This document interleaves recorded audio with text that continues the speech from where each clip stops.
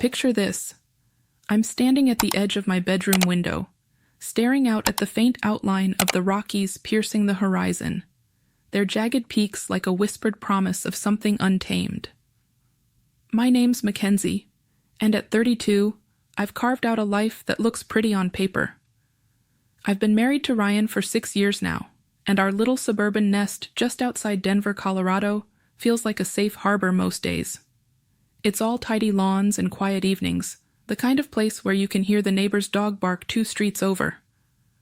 Ryan's the anchor in all this, kind, steady, the kind of man who'd never miss a deadline or a bill payment. He's an accountant, and his world is all numbers and predictability, which I admire, even if it sometimes leaves me itching for a spark of something wilder. Don't get me wrong, I love him. But there are moments when I catch myself daydreaming about a life less mapped out. I spend my days as a senior travel consultant at Horizon Adventures, a mid-sized agency in downtown Denver, where I've been grinding for 5 years. The office is a pressure cooker, a constant buzz of ringing phones and clacking keyboards, and I've had to fight tooth and nail to hold my own in a team that's mostly guys. I've earned my stripes, though, and I'm proud of it. My colleagues? They're a mixed bag, each with their own flavor of intensity. There's Ethan, our sales director, late 30s, with a charm that could sell sand in a desert and a wit sharp enough to cut glass.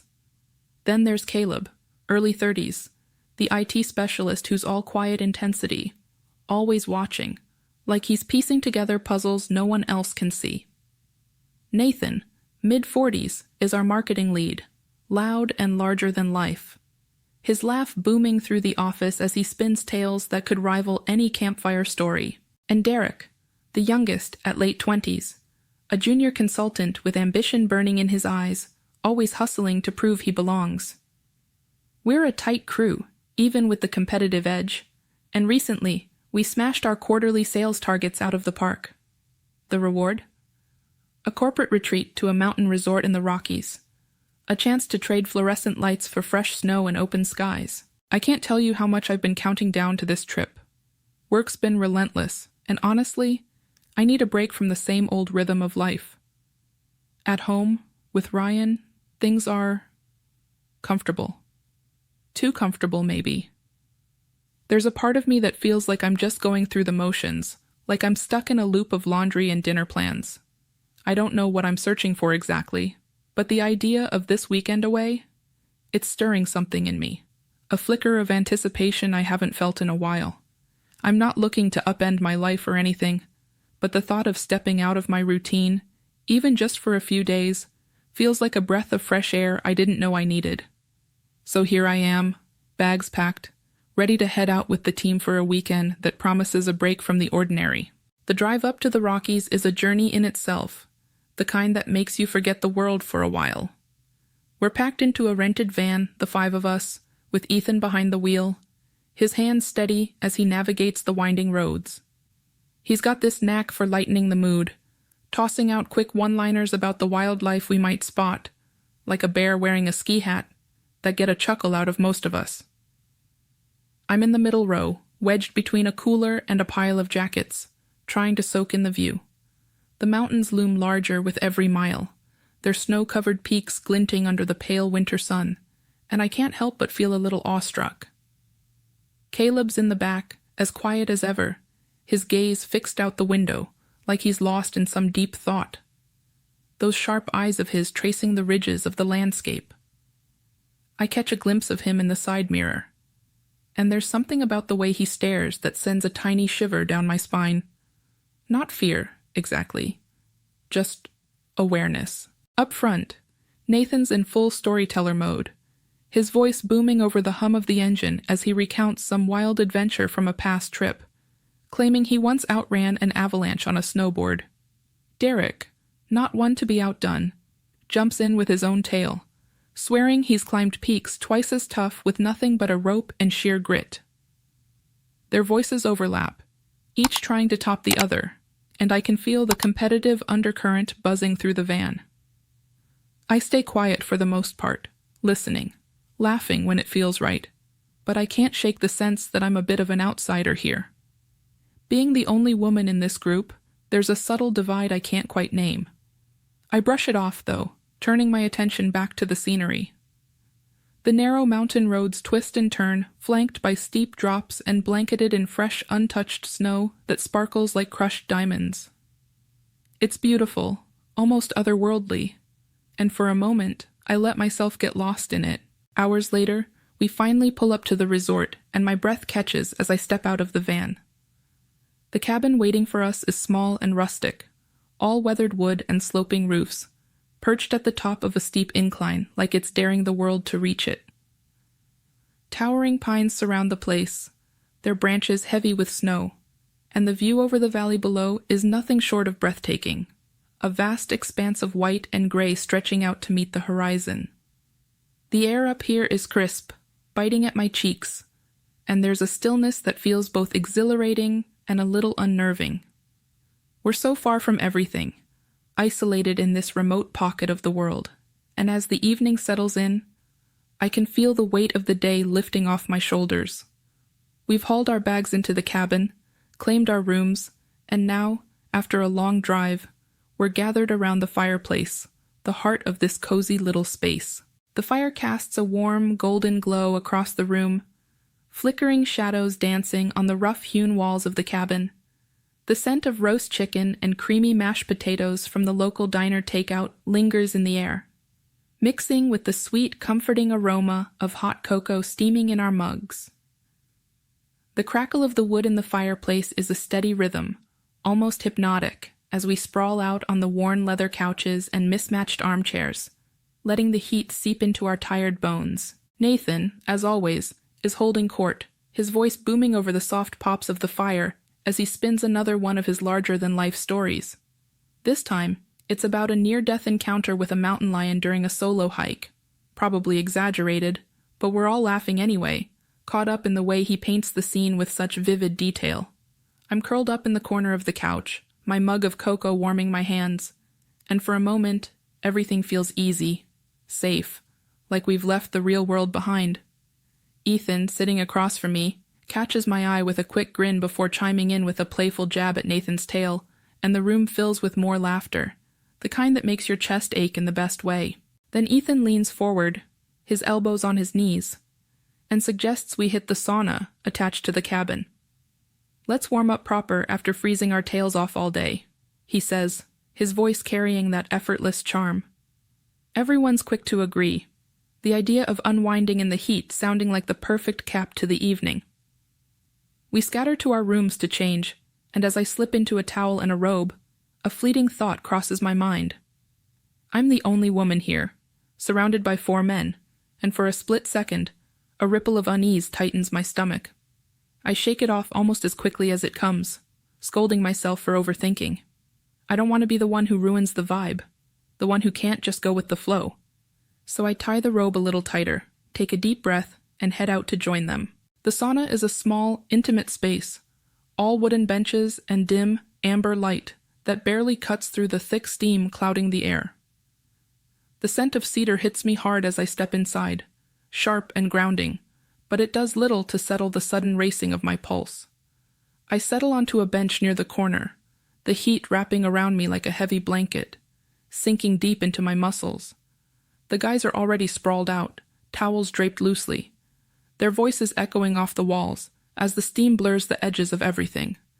It feels like we're in our own little world, cut off from reality, and there's something both thrilling and unsettling about it. At first, the conversation is light, just a continuation of the banter from earlier. Ethan, ever the charmer, tosses out a teasing remark, calling me the queen of the cabin, with a smirk that lingers just a little too long. I laugh, playing along, but there's a sharpness in his tone that makes my heart skip, a subtle shift I can't quite place. Then Caleb, who's usually so quiet, speaks up, his voice low and deliberate, asking about my marriage. Questions that feel too personal, too pointed, like he's peeling back layers I'm not ready to show. I shift on the bench, the heat pressing in, and before I can deflect, Nathan and Derek jump in, their comments growing bolder, their laughter carrying an edge that wasn't there before. The air in the room feels heavier now, the steam blurring not just the light, but the boundaries between us. I can't read their expressions through the haze, and it's disorienting, like I'm losing my footing. I should feel alarmed. I know I should. But there's a part of the morning after feels like waking up in a stranger's skin. I'm in my room at the cabin, the pale light of dawn creeping through the frost-covered window, painting the wooden walls in a cold gray hue. The air is heavy, thick with the weight of what happened last night in the sauna. Those blurred lines, the heat, the words and touches that went too far, crossing boundaries I never thought I'd breach. I can still feel the steam on my skin, the way the atmosphere shifted into something I couldn't control, something I didn't stop. My chest tightens as I sit on the edge of the bed, the silence of the cabin pressing in around me, broken only by the faint creak of the old floorboards settling. Every sound feels like an accusation, like the walls themselves know what I've done. I drag myself out to the kitchen for breakfast, my stomach churning with dread. The guys are already there, scattered around the small dining table, the scent of burnt toast and cheap coffee hanging in the air. I can't bring myself to look any of them in the eye. My hands tremble as I pour a cup of coffee, the dark liquid sloshing slightly over the rim, and I curse under my breath, hoping no one notices. Ethan's sitting at the head of the table, his smirk sharp and knowing, like he's holding a secret he can't wait to wield. It sends a shiver through me, and I turn away, focusing on the chipped mug in my hands. Caleb, on the other hand, is quieter than ever, his gaze fixed on me with an intensity I can't decipher.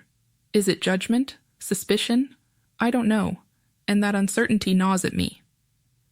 Nathan and Derek, meanwhile, are acting like nothing's changed, their laughter too loud, their jokes too forced, as if they're trying to drown out the tension with sheer volume. It only makes me more paranoid, like they're hiding their own thoughts behind that fake cheerfulness. I mumble something about needing sugar and shuffle to the counter, desperate to escape their eyes, even for a moment. Inside, I'm a mess. Every creak of the cabin, every groan of the wind outside, sounds like a whisper of guilt, like the world itself is pointing a finger at me. I keep glancing at my phone, half expecting a message from Ryan, terrified that somehow, some way, he'll know. What if he senses it in my voice when I call him later? What if he sees it in my face when I get home? My mind races with worst-case scenarios, each one more suffocating than the last. I've betrayed him, betrayed us, and the weight of that realization is crushing. I don't even recognize myself anymore. How did I let things spiral so far out of control? After breakfast, I slip away to my room, needing a moment to breathe. I sit on the bed, staring at the wedding ring on my finger, the simple gold band that used to feel like a promise, now a shackle of shame. Tears stream down my face, hot and unrelenting, as I replay last night in my head. The haze of steam, the charged words, the moments of weakness where I let myself fall into something I can't take back. I remember the way boundaries melted away, the unspoken understanding that passed between us in that heated space, a dance of temptation I didn't pull away from. How could I have been so reckless? How could I have let myself betray everything I hold dear for a fleeting rush? I wipe my eyes, but the guilt doesn't budge. It's a stain I can't wash out. The group decides to go snowboarding, saying it'll clear the air, and I reluctantly agree, hoping the physical exertion will numb the storm in my head. We gear up and head to the slopes, the icy air biting at my face as I strap into my board. The mountains stretch out before us, vast and unforgiving, their white expanses both beautiful and daunting. I push off, the cold wind whipping against me, stinging my cheeks as I carve down the slope. For a brief moment, the rush of speed drowns out my thoughts, the world narrowing to the burn. Here I am, on the final night at the cabin, sitting by the fireplace once more, but the warmth of the flames does nothing to ease the chill that settled deep in my bones. The atmosphere is suffocating, a far cry from that first evening when laughter filled the room and everything felt light. Now, there's only a strained, heavy silence that presses down on us all, like a storm waiting to break. I'm perched on the edge of the couch, my hands clasped so tightly in my lap that my knuckles are white, my heart thumping so loud I'm sure everyone can hear it. Every glance, Every subtle shift in posture from the guys around me feels like a judgment, a silent accusation. I'm hyper-aware of every little thing. Nathan's foot tapping restlessly on the floor, Derek's fingers drumming on the armrest, Ethan's sharp eyes flicking toward me now and then. I'm waiting, dreading, for someone to shatter this fragile quiet, to voice the unspoken truth that's been haunting me since that night in the sauna. And then it happens. Caleb, of all people, the one who's always been so reserved, breaks the silence. His voice is cold, cutting through the air like a blade. Mackenzie, are you going to tell Ryan, or should one of us? My world tilts. The room spins around me, the flickering firelight blurring as my breath catches in my throat. All eyes are on me now, pinning me in place, and I feel like a cornered animal with nowhere to run. My mouth opens, but no words come out, just a shaky gasp that betrays every ounce of fear coursing through me. Ethan lets out a short, dismissive laugh, waving a hand as if it's all a game. "Come on, man, you're just messing with her," he says, but the damage is done. His words don't erase the threat hanging in the air, the very real possibility that my secret, those blurred, heated moments of weakness, could be laid bare for Ryan to see. My fear of exposure isn't just a nagging thought anymore. It's a living, breathing monster staring me down. I can't hold it in any longer. My voice cracks as I lash out, the words spilling out in a desperate rush. "Please, you can't say anything. I'm begging you. I know I messed up. I know it was wrong, and I regret it more than you can imagine. Just, please don't tell him." My hands are trembling now, my vision swimming with unshed tears as I look from one face to another, searching for some shred of mercy. Nathan shifts uncomfortably in his seat, his usual boisterousness gone, replaced by a tense frown as he stares at the floor. Derek won't even meet my gaze, his eyes fixed on the wall like he can't bear to look at me. And Ethan just smirks, that same knowing twist of his lips I've come to dread, as if he's relishing the sight of me unraveling. It's too much, the weight of their judgment, the fear of what they might do with the power they hold over me. I can't stay in this room a second longer. I bolt up from the couch, my legs shaky as I storm out, the sound of my own ragged breathing drowning out everything else. I make it to my bedroom, slamming the door behind me and twisting the lock with fumbling fingers. Collapsing onto the bed, I let the tears come, hot and unstoppable, soaking into the pillow as sobs rack my body.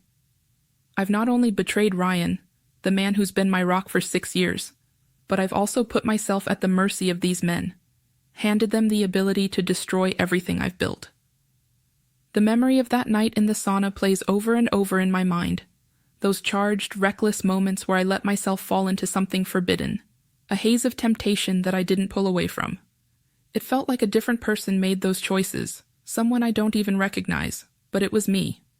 And now I'm left with the wreckage. I fumble for my phone on the nightstand, my hands still.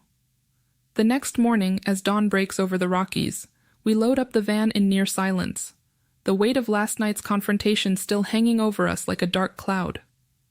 I slide into the back seat, as far from the others as I can get, and press my forehead against the cold window. The drive down the mountain is a stark contrast to the journey up. There's no banter, no laughter, just the hum of the engine and the occasional crunch of tires on icy patches. I stare out at the passing trees, their branches heavy with snow, blurring into a monotonous streak of white and green as my mind churns. I've made my decision, or at least I think I have. I can't tell Ryan. Not now. Maybe not ever. The thought of confessing feels like stepping off a cliff, and I'm not ready to fall. But the guilt, it's a living thing inside me, clawing at my chest with every breath.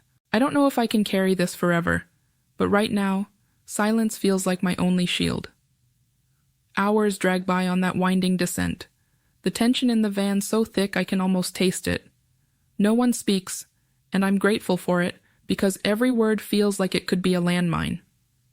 I keep my eyes on the scenery, trying to lose myself in the vastness of the mountains.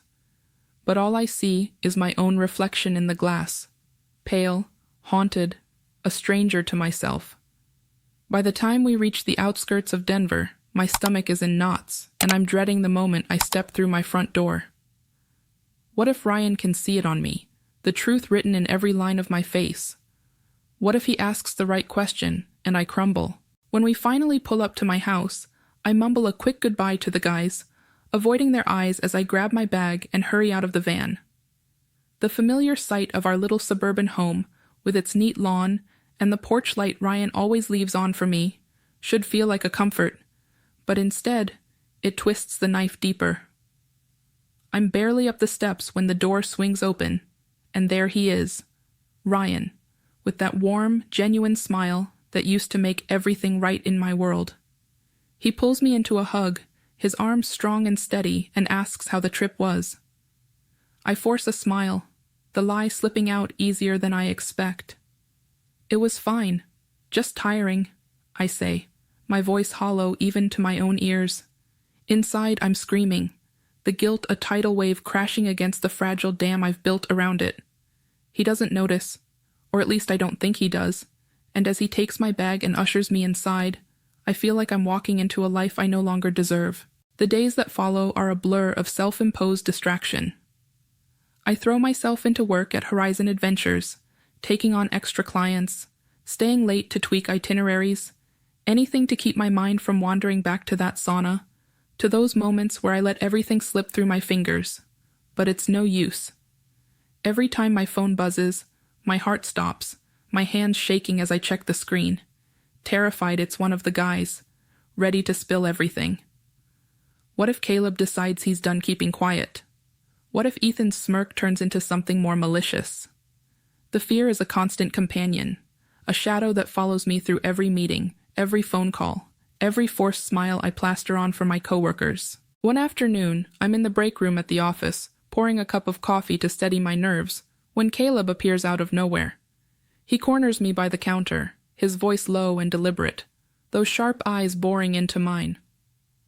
"I won't say anything, for now," he murmurs, the words dripping with an unspoken threat. My breath catches, the coffee cup nearly slipping from my hands as I nod, unable to speak. He walks away without another word, leaving me frozen, the dread settling into my bones like a permanent chill. I'm living on borrowed time, and I know it. Every day, I'm waiting for the other shoe to drop, for don't forget to subscribe, like, and comment if you enjoyed this story. This will help us create more engaging stories for you.